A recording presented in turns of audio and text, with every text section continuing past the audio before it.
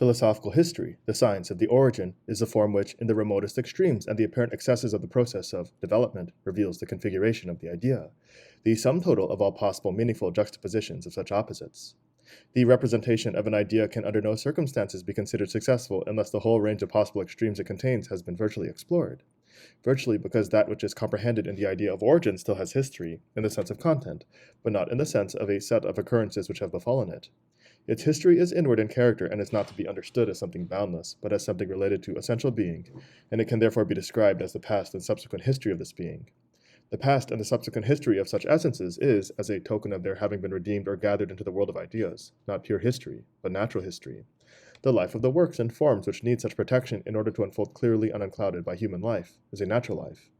Once this redeemed state of being in the idea is established, then the presence of the inauthentic, that is to say, natural historical, past, and subsequent history is virtual. It is no longer pragmatically real, but as natural history is to be inferred from the state of completion and rest, from the essence.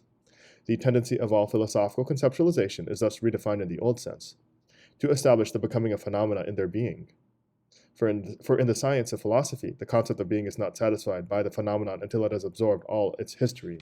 In such investigations, the historical perspective can be extended into the past or the future, without being subject to any limits of principle.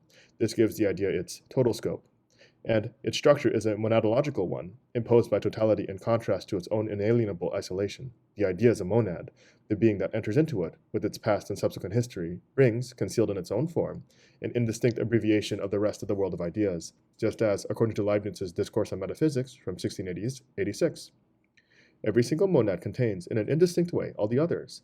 The idea is a monad. The pre-stabilized representation of phenomena resides within it, as in their objective interpretation. The higher the order of the ideas, the more perfect the representation contained within them.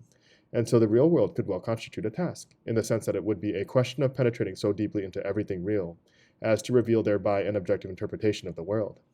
In the light of such a task of penetration, it is not surprising that the philosopher of the monadology was also the founder of infinitesimal calculus.